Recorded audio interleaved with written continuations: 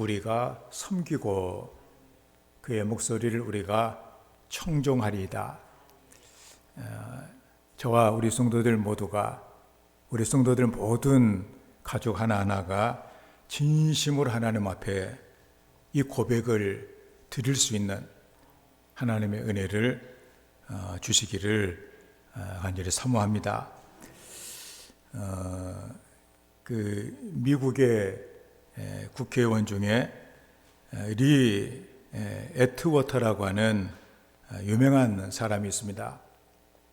여기 그 사진 보면 EBS에서 나올 그런 정도니까 참 유명한 사람인 걸 우리가 알게 되어지는데, 이 사람의 그 죽음이 그 사람이 살아있는 삶도 많은 영향을 미쳤지만 그 사람의 죽음도 미국 사회에 큰 영향을 이렇게 미쳤습니다.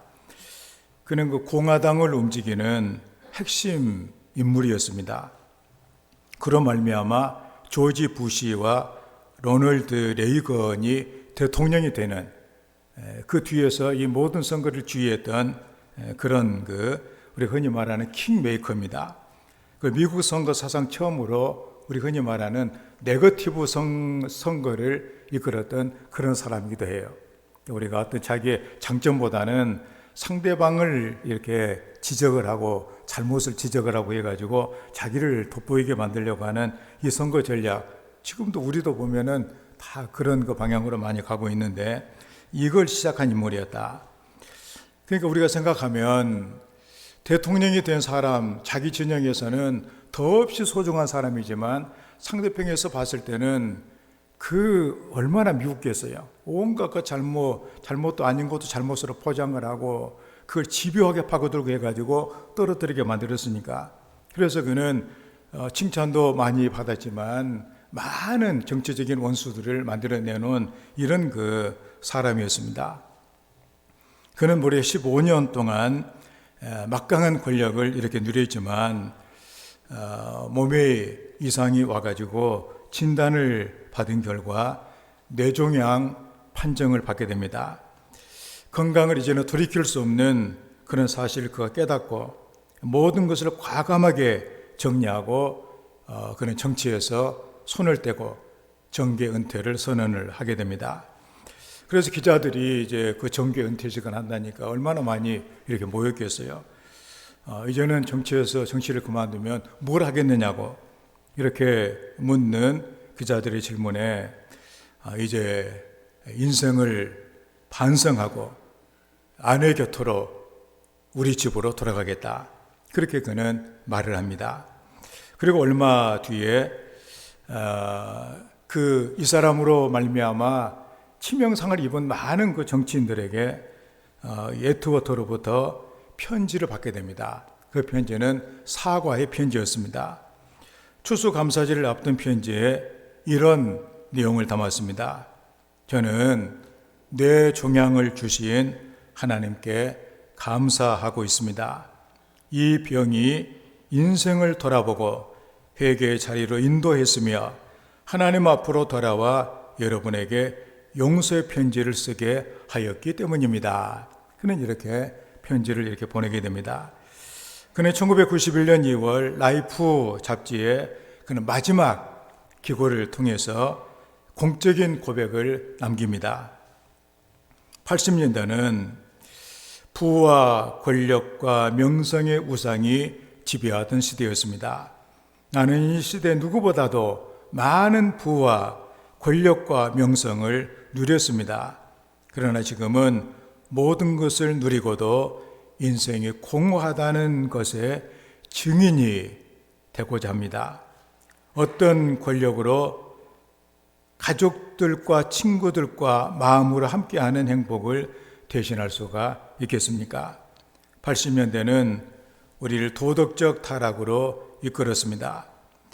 저의 병이 그런 진실을 알게 했습니다. 누가 90년대에 미국 사회를 이끌어갈지 모르지만 뇌종양보다 더 무서운 영적 종양과 같은 영적 진공을 더 경계해야 한다는 말씀을 남기고 싶습니다. 그는 그런 얘기를 합니다.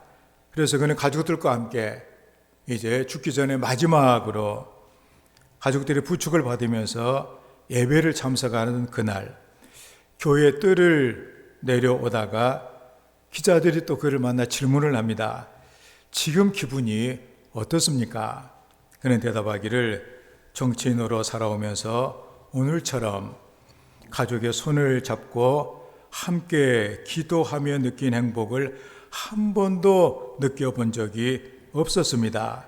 이 말로 소감을 대신하겠습니다.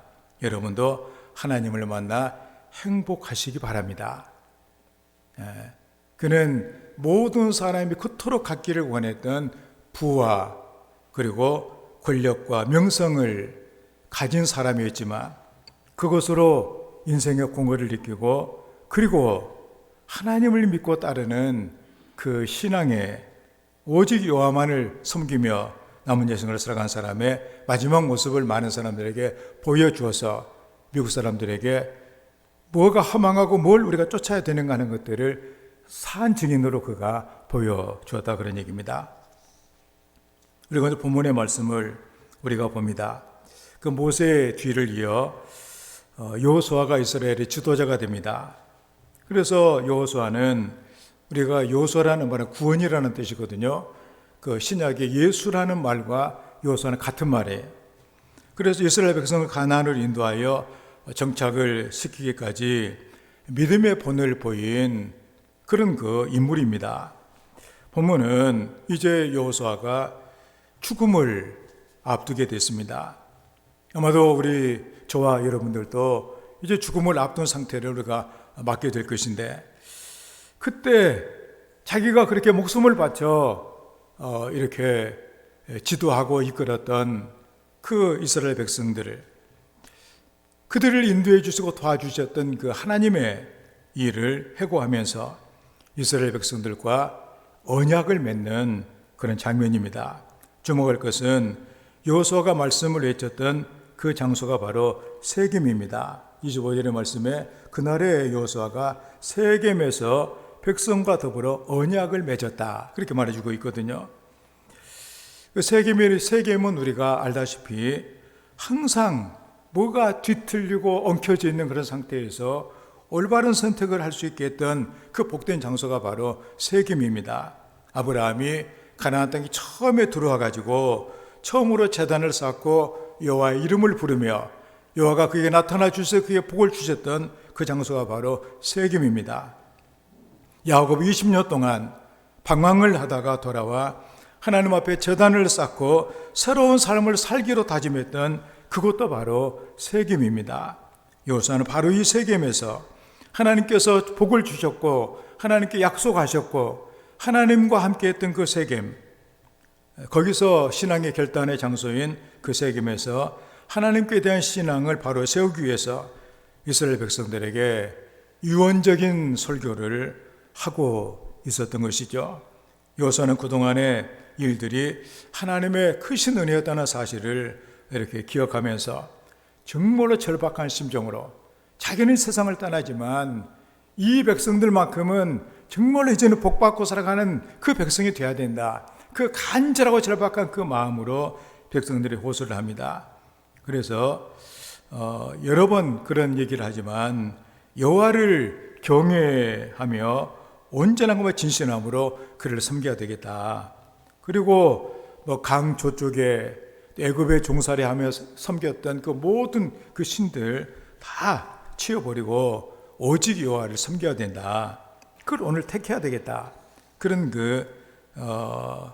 말씀을 선포하고 있는 것이죠. 이스라엘 백성들이 강력하게 결단을 촉구합니다. 그러면서 15절 말씀 우리가 보니까 오직 나와 내 집은 여호와를 섬기겠노라. 오직 나와 내 집은 여호와를 섬기겠다. 이렇게 확실한 결단을 아주 확고하게 선포를 합니다. 그러자 백성들도 그래 우리도 하나님을 섬겨야 돼. 우리도 결단코 여호와를 버리고 다른 신을 섬기지 않겠습니다. 그러면서 고백을 합니다. 우리 24장 24절의 말씀 보면 그 백성이 여호수아에게 말하되 우리 하나님 여호와를 우리가 섬기고 그의 목소리를 우리가 청종하리이다. 저는 오늘 우리 모든 성도들, 또 여러분의 모든 가족들, 또 바라기는 이 나라 온 세계 모든 사람들이 우리 하나님 여호와를 우리가 섬기고 그의 목소리를 우리가 청종하리이다.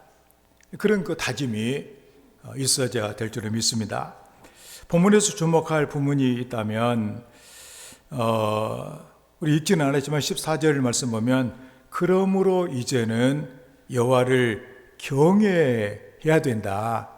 이 말씀의 경외의 대상이 원문에는 복수로 되어져 있는데 또 16절의 말씀 보면 백성이 대답하여 가로되 또 21절에 백성이 여호수아에게 말하되 이것은 단수로 되어져 있다는 사실입니다.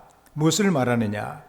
여호수아가 하나님만을 경외하며 하나님만을 섬기라고 할 때는 백성 전체에게 얘기를 했지만 그에 따른 응답은 개인이 해야 된다.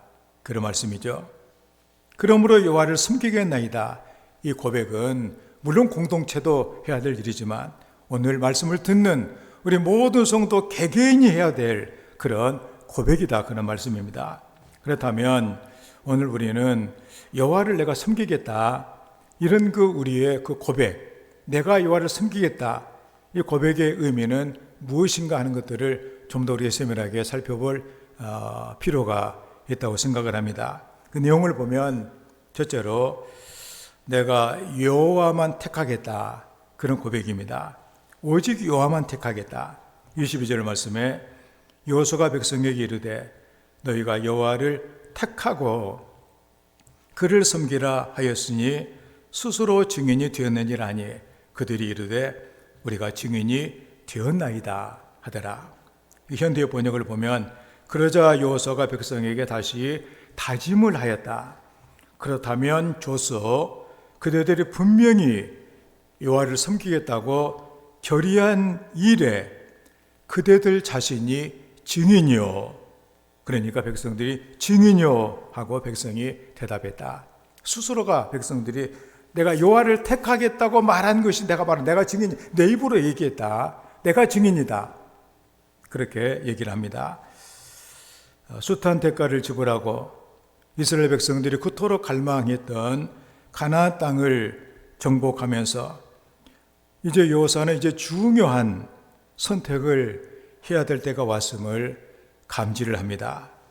왜냐하면 지금 다가온 이 모든 이 축복, 이런 좋은 환경, 이런 것들을 마냥 즐거워할 수만 없는 그런 커다란 영적인 위험이 앞에 도사리고 있는 것을 그가 보았기 때문이죠. 누구를 택할 것인가? 이 선택의 문제. 우리가 세상을 살아가면서 아까 얘기했던 그 세상의 부와 권력과 명성을 내가 쫓아갈 것인가? 아니면 내가 여호와의 말씀을 내가 쫓아갈 것인가에 그 여호와를 택할 것인가 하는 이 문제. 왜냐하면 가나안은 이교의 문화가 가득한 그런 땅이기 때문입니다. 아마도 우리 성도들이 예수를 이렇게 믿고 있지만 그럴지는 않겠지만 상상도 하기 싫지만 아마도 여러분이 알고 있는 어떤 아주 굉장히 부자고 자식들도 아주 잘 돼갖고 있고 세상에서 명성도 많고 그 집에 여러분들을 이제 초대해가지고 가서 봤더니 그 집에 가서 보니까 이상한 자기가 처음 본 뭔가를 만들어 놓고서 그게 이상한 의식을 하고 있어요. 그걸 보면서 생각할 때 이 사람 이렇게 잘 된 것은 혹시라도 이 짓을 하고서 잘 된 것이 아닌가 이런 생각이 혹시라도 그래서는 안 되겠지만 난다면 바로 그 염려가 바로 여호수아의 염려였다 그런 얘기죠. 옛날에 나라는 민족의 신이었다고 생각을 했거든요. 그런데 이스라엘 사람들은 이렇게 만들어진 것도 아무것도 없는데 어떤 큰 나라에 아주 대단한 문명의 그 나라에 가서 보았더니 뭘 만들어 놓고 열심히 섬기고 있어요. 저것 때문에 이 나라가 잘된 것은 아닌가? 이런 유혹에 빠질 위험이 많다 그러니 특별히 가나안 땅은 온갖 이런 우상의 그런 박물관 같이 여러 가지 이런 우상들이 들끓고 있는 그런 곳이었다 그런 얘기입니다. 그런 데서 자칫 잘못하면 우리가 예수를 믿지만 이런저런 세상의 좋은 것들이 얼마나, 그것이 인생이라고 생각하게 만들어주는 것들이 얼마나 많냐 그런 얘기. 특히 요즘에 그 돈을 따라가는 이런 것들, 뭔가 즐거움을 쫓아가는 이런 것들이 얼마나 많냐 그런 얘기. 그 뭘 택할 것인가, 그 선택이 인생을 결정한다 그런 얘기죠. 선택은 그 사람의 장래를 결정합니다. 그 때문에 선택이 아주 중요합니다. 적어도 예수를 믿는 사람들은 우리 예수님께서 나는 길이요 진리요 생명이니 나로 말미암지 않고는 천국에 하나님을 볼 자가 없다. 천국에 가는 길은 오로지 예수 그리스도 안에서 그 안에 사는 길이다 하는 것을 우리가 믿고 확고하게 나가야 되어지는데, 이걸 흐리게 만드는 것들이 세상에 얼마나 많느냐 그런 얘기. 거기에서 선택을 해야 되는데 이스라엘 백성들이 과감하게 여호와를 택하고 섬기겠습니다. 내 입으로 말했습니다. 이런 결정을 한다 그런 얘기입니다. 미국에 방대한 철도 조직을 갖고 있는 철도 회사의 그 회장이 있었는데 드디어 그도 세상을 떠나게 됐어요.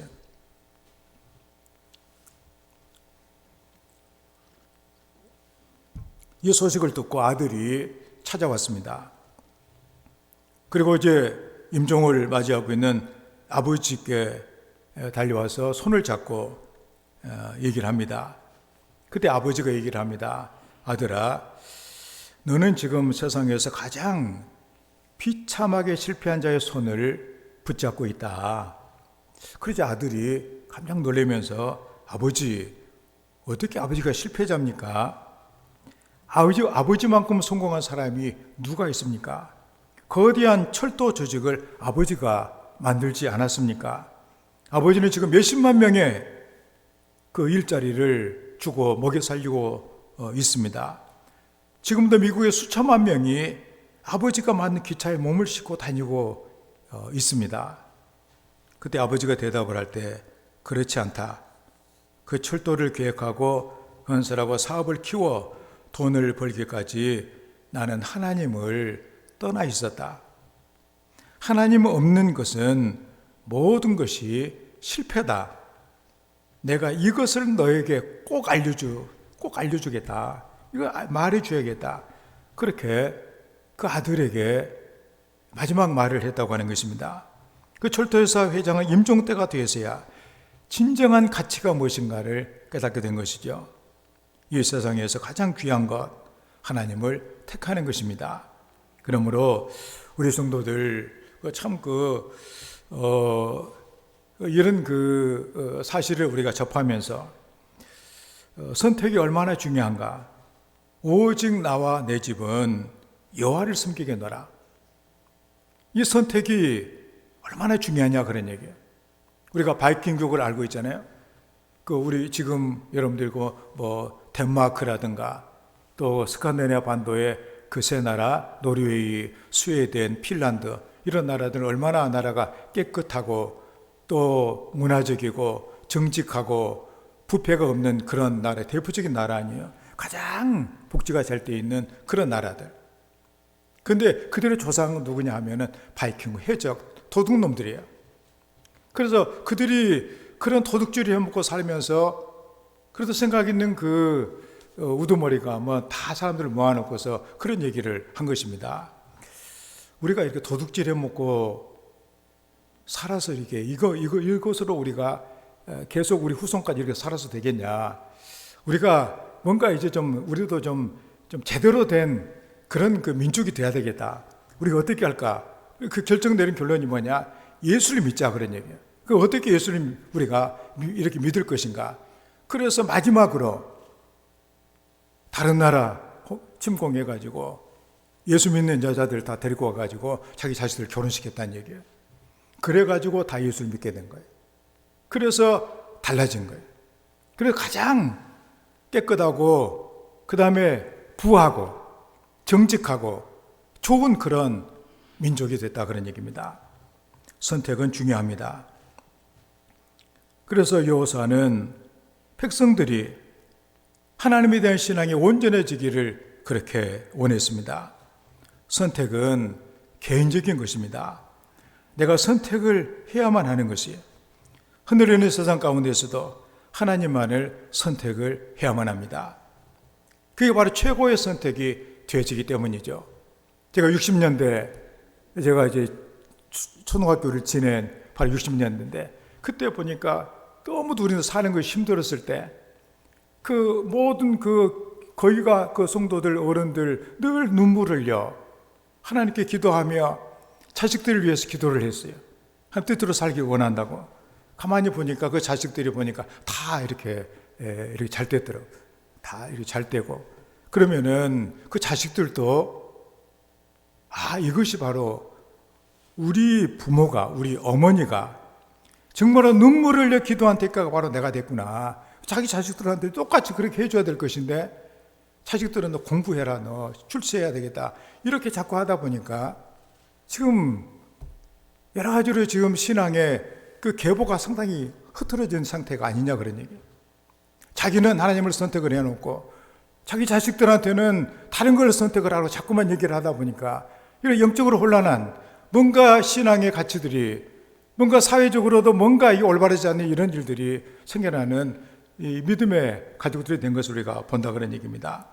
그렇기 때문에 우리가 분명한 선택으로 신앙을 유지할 때 하나님께서는 우리의 삶을 최선의 상태로 인도하신 것, 너희들이 하나님을 잘 섬기면 내가 너희 하나님이 되고 너희의 날이 이 땅에서 장구하게 될 거다, 그 말씀을 기억하면서 여호와만 선택하는 이런 은혜가 있기를 주의 이름으로 축원을 드립니다.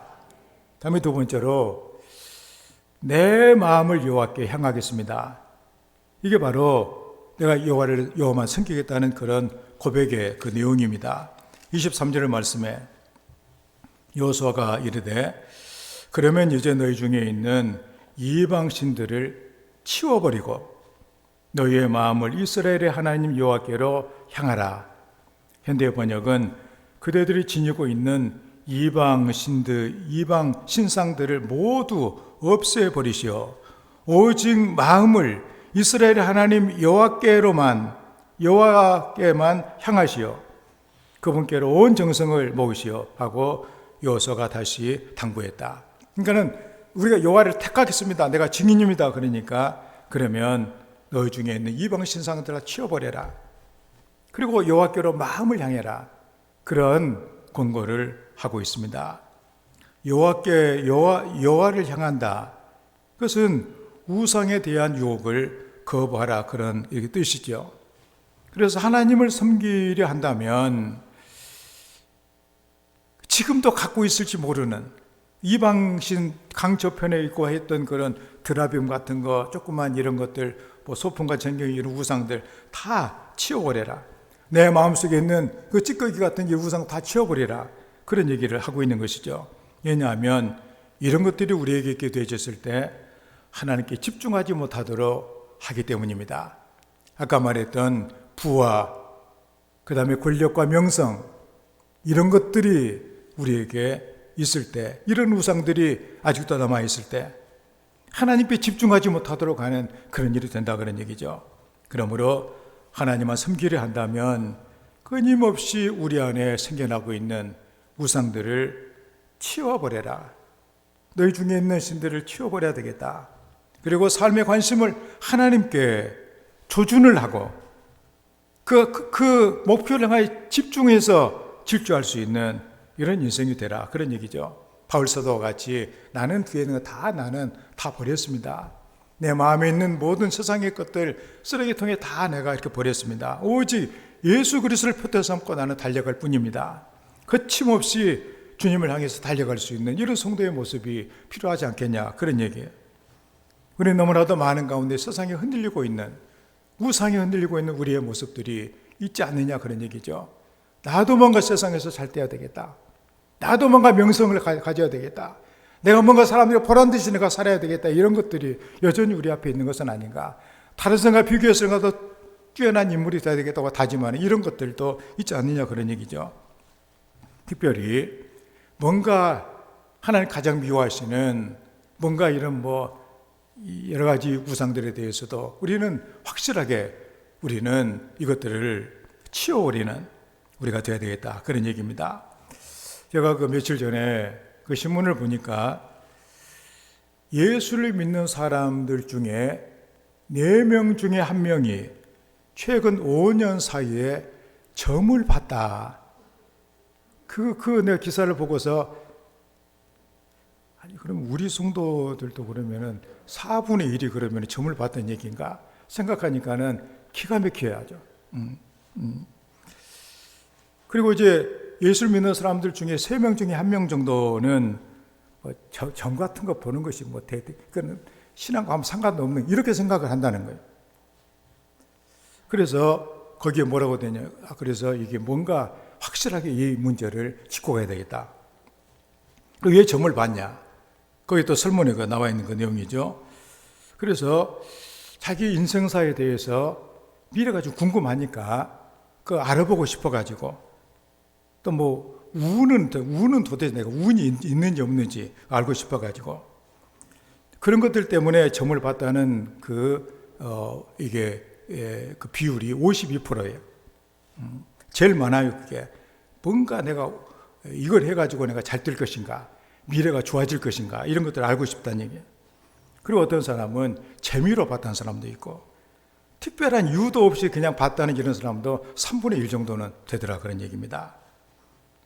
그래서 이런 것들을 이렇게 보았을 때 그 성도들의 마음을 훔치는 것이 너무나 많구나.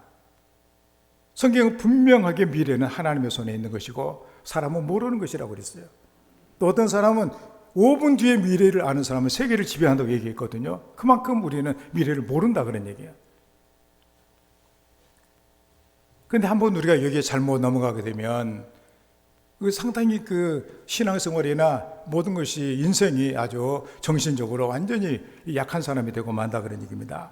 우리 박태준이라고 하는 포항제철 회장을 알고 있습니다. 그분이 마지막에 예수님을 잘 믿다가 이제 하늘나라에 간 그런 분인데, 그 전에 들어본 그의 일생이 참 이게 충격적이에요. 그가 어느 날 그는 포항제철을 이끌면서 많은 결정을 해야 될 그런 일을 한 사람 아니에요. 그런데 그 뒤에 이제 그 마음이 약해지니까 누가 점을 보라고 그랬던 모양이에요. 그 점을 봤는데 그 마귀가 그를 아마 꼬여내려고 그랬는지 좀 잘 됐는 말이에요. 점대로 아마 됐던 것 같아요. 이것이 한두 번 지속되고 보니까 나중에 얘기 들어보니까 어떤 결정도 내리지 못했다는 거예요. 반드시 점을 보고 했다는 거예요. 이게 그 용한 지금도 뭐 무슨 투사들 있고 하는데, 그렇게 마귀에 완전히 끌려가는 인생 살다가 결국에 전도를 받고 예수 믿고 이제 세상을 떠난 그런 분인데, 세상에 이렇게 성도들이 그런데 미혹을 받아서 되겠냐, 그런 얘기죠. 미혹이라고 하는 것은 바로 이 점뿐만이 아니라 우상이라고 하는 것은 하나님보다 내가 더 기대하고 의지하는 모든 것들이 다 우상 아니에요, 이게. 사랑하는 사람 사이 최고의 선물은 그 사랑하는 그 사람입니다. 사람이 가장 귀한 거예요. 선물에 따라서 마음이 바뀌면 그것은 관계가 온전치 못한 거예요. 어떤 그 사람의 어떤 그 포장 때문에 그 사람이 사랑받고 사랑받지 못하는 얼마나 비참한 일이냐, 그런 얘기입니다. 그게 바로 우상숭배라고 말할 수가 있는 것이죠. 우리는 하나님에 대해서 하나님이 내게 뭘 줬느냐, 내가 하나님께 받은 게 뭐냐, 이걸 따지는 것이 아니라, 우리가 지금 성경에서 일관되고 지금까지 기도 역사를 통해서 본 것은 뭐냐, 예수님께서 분명하게 나를 따르는 자는 영생을 얻었고, 그 다음에 나는 길이요 진리요 생명이다, 이렇게 하신 그 주님의 말씀을 우리가 순전한 마음으로 믿고 우리의 마음이 온전히 하나님께 향하고 어떤 일이 있더라 절대 나는 변치 않으리, 주님만 나는 따라가겠다, 이걸 여호수아는 원했고, 오직 나와 내 집은 여호와를 섬기겠다. 우리 성도들도 마음을 여호와께로만 향하고 그렇게 하나님을 향해 갈 수 있는 이런 성도가 되어야 될 줄 믿습니다. 때로 우리가 예수를 믿는 것은 우리가 뭐 소풍 가는 식으로 우리가 즐기는 그런 것은 아니에요. 우리 예수님께서도 너희가 나를 따르다 보면 너희가 사람들로부터 미움도 받고 추방도 당하고 너희들을 오히려 악한 사람이라고 얘기를 하고 너희들을 저주하고 이렇게 할 것이다. 그러면 너에게 복이 있다. 천국이 너희 것이다. 그렇게 말씀을 하셨거든요. 그래서 우리는 어떤 가운데서라도 하나님 편에 서고 하나님을 향하여 마음을 향하는 이런 성도가 되어 하나님의 은혜를 받는 우리 성도가 되기를 주의 이름으로 축원을 드립니다. 다음에 세 번째로 내가 여호와를 청종하겠습니다. 바로 그것입니다. 24절에 백성이 여호수아에게 말하되 우리 하나님 여호와를 우리가 섬기고 그의 목소리를 우리가 청종하리이다. 현대 번역은 그러자 백성들이 여호수아에게 우리 하나님 여호와만을 우리가 섬기며 그분의 말씀만을 따르겠습니다. 그분의 말씀만을 따르겠습니다. 그런 얘기. 청종하겠다 그런 얘기죠. 이게 청종은 하나님의 음성을 듣고 순종하는 것입니다. 순종의 어원이 뭐냐? 바로 듣는 것이에요.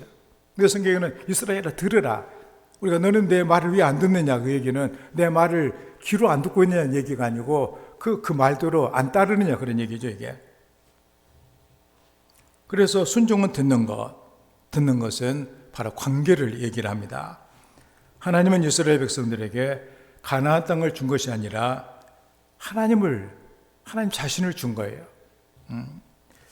그래서 하나님과 이스라엘 백성들의 관계를 맺게 해주신 것이다 그런 얘기입니다. 그러므로 나를 따르고 청종하면 내가 너희 하나님이 될 것이고 너희는 내 백성이 될 것이다. 너희의 나라에 창고하게 될 것이다 그런 얘기입니다. 하나님은 우리와의 관계를 원하고 계십니다.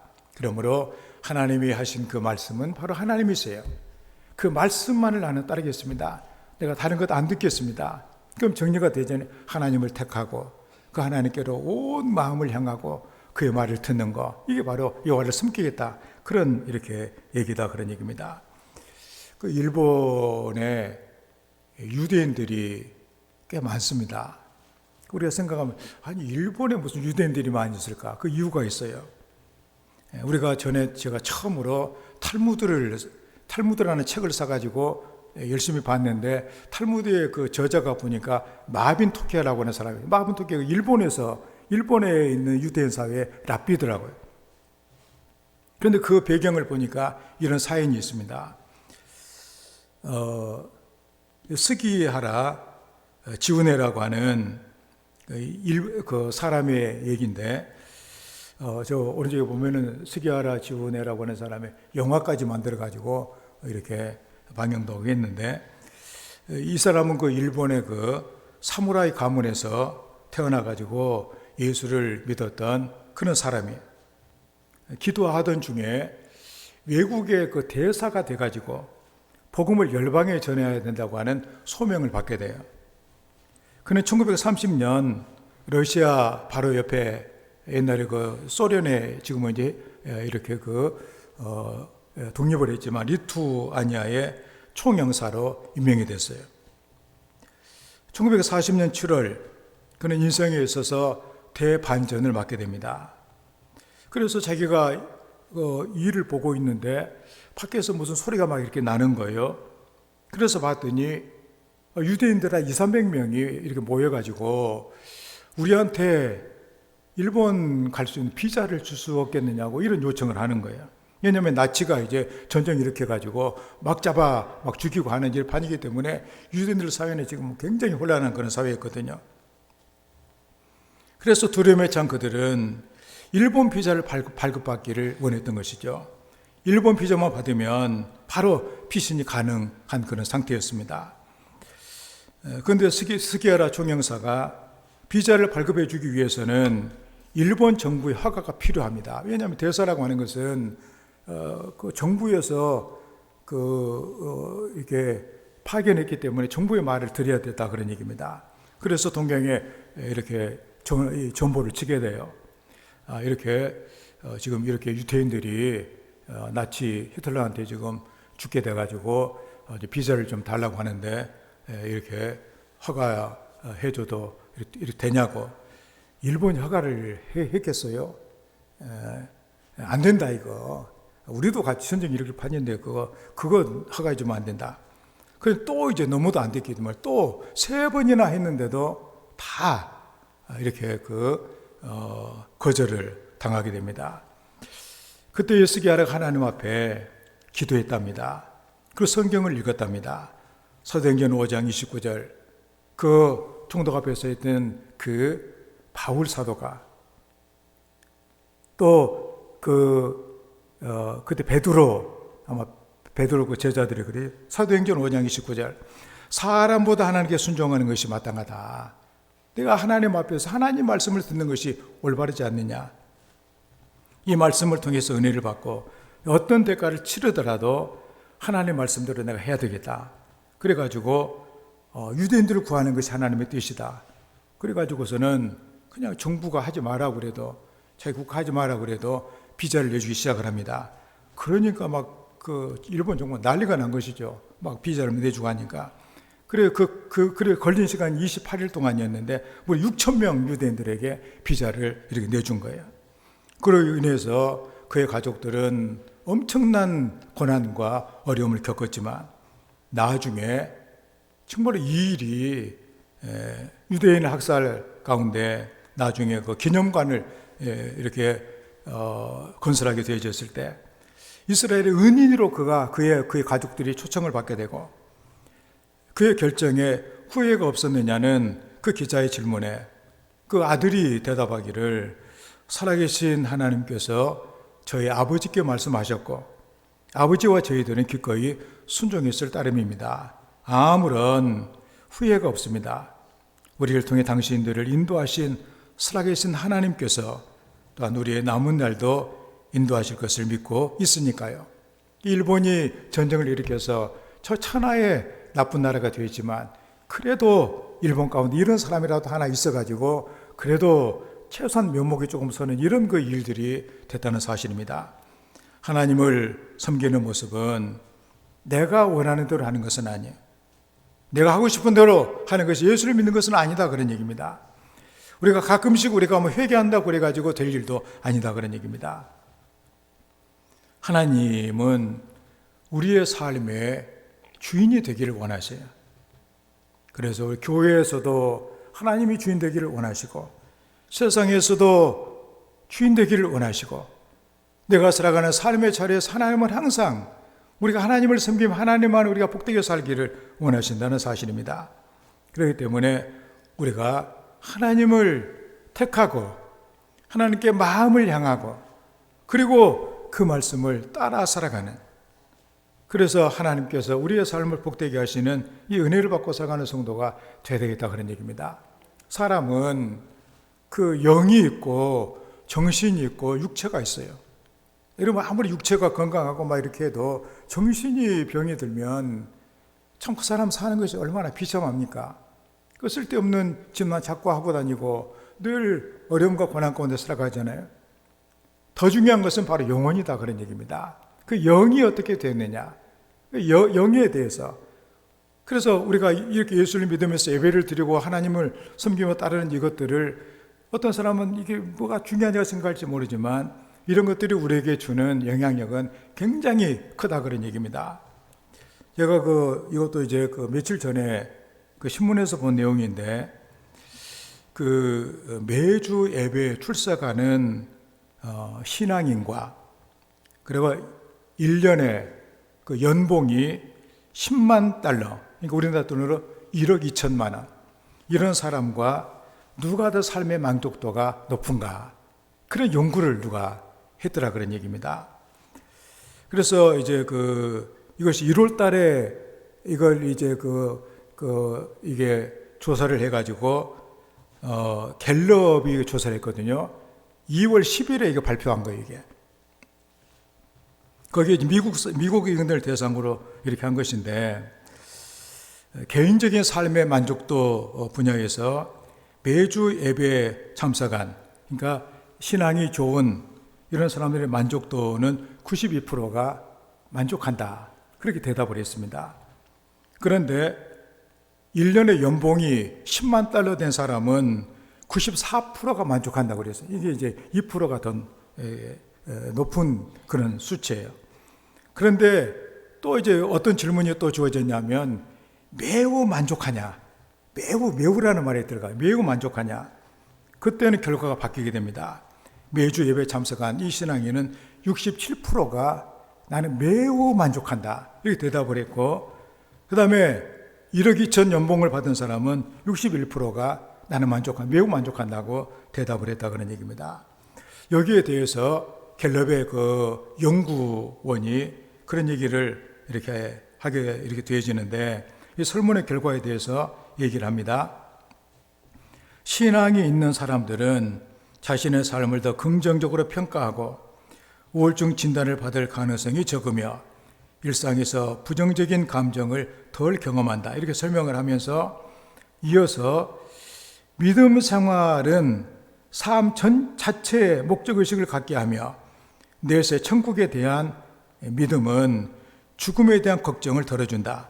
또 신앙이 있으면 자신의 삶에 대한 통제력이 상대적으로 강한 편이다. 이렇게 말을 하고, 감사를 표현하는 것도 불안감을 줄여주는 것인데 감사는 신앙인의 핵심이라고 얘기를 합니다. 이는 소명의식과 절제 감사 등의 덕목을 강조하는 기독교 이 특성과 맞닿아 있는 것이다. 그래서 우리가 예수님을 잘 믿고 따라가는 것은 우리 인생에 있어서 어떤 그 유익을 주는가 하는 것들을 그냥 우리가 말로만 그냥 그럴 것이다 하는 것이 아니라 실제적으로 갤럽에서 조사를 발표한 그 내용을 우리에게 보여주고 있다는 사실입니다. 여호와를 섬기는 것, 하나님 분명히 말씀하셨습니다. 하나님은 가나안 땅을 주신, 하나님 자신을 주신 것이다. 하나님과 관계가 중요하다. 그런 얘기예요. 섬김은 이론이 아닙니다. 섬김은 형식이 아닙니다. 섬김은 바로 삶이 바로 그 자체다 그런 얘기죠. 우리가 하나님을 향하는, 우리가 세상을 살면서 얼마나 많은 갈등이 왜 갈등이 생겨요? 다 이런저런 다른 걸 생각하기 때문에 갈등이 생겨나는 것이죠. 그래서 옛날에 이렇게 동가식 서가수 그런 것도 우리가 잘 알다시피 갈등이라고 하는 것은 뭔가 자기의 방향이 여러 가지가 있다 그런 얘기죠.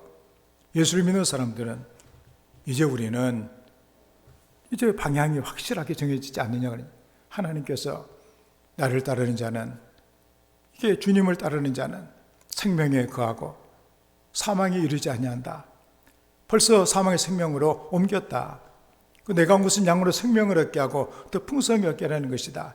우리는 앞으로 내가 더 많은 경험을 통해서 삶의 길을 발견하겠다 이런 것이 아니라 이미 하나님께서 우리에게 약속해 주신 하나님 말씀이 우리에게 있다는 사실을 기억하면서 오늘 말씀 우리가 다시 돌이켜보면서 우리가 확고하게 우리의 신앙을 우리가 다짐하면서 우리도 또 우리의 후손들도 이 길을 걸어갈 수 있도록 여러분들이 기도하고 나아가는 성도가 되어야만 하겠습니다. 그래서 우리 하나님만 우리가 택하고 그리고 마음을 하나님께로 향하고 그리고 하나님 말씀에 청종하는 이 삶을 통해서 나는 내 하나님이 되고 내가 너 책임을 져주겠다고 하신 하나님의 그 약속대로 복되게 살아가는 성도가 되기를 주의 이름으로 축원합니다. 오늘 말씀을 생각하면서 내가 하나님을 섬기겠습니다. 나와 내 집은 여호와를 섬기겠습니다. 여호사의 고백을 우리도 같이 하면서 하나님을 택하고 마음으로 하나님을 향하고 하나님께 청종하는 이런 성도의 삶이 되게 해주시라고 함께 기도합니다. 아버지 하나님, 우리를 사랑하여 주셔서 하나님의 귀한 자녀가 되게 하시고 믿음의 이 놀라운 길을 보여주시며 은혜를 주신 아버지 하나님, 이 시간에 우리의 마음에 하나님의 놀라운 생명과 은혜가 채워지기를 원합니다. 사랑하는 성도들 하나님께서 돌봐주셔서 저희들을 붙들어 주시고 저희들과 제 후손을 위해 오직 하나님을 택하고 하나님의 말씀을 들으며 그리고 하나님 안에 복된 삶을 살아갈 수 있도록 우리 주님께서 돌봐 주시옵소서. 아버지 하나님, 우리를 사랑하셔서 금보다 더 귀한 믿음을 주시고 우리 하나님을 우리가 택하고 우리 마음을 온전히 하나님을 향하며 그리고 하나님의 말씀을 청종하며 살아가는 은혜를 주셔서 감사합니다. 하나님께서 우리의 아버지가 되시고 우리 생명이 되시기에 그 안에 참으로 우리가 복된 삶을 살아가며 여호수아와 같이 나와 내 집은 여호와를 섬기겠노라고 하는 이 믿음으로 우리 성도들과 저들의 후손을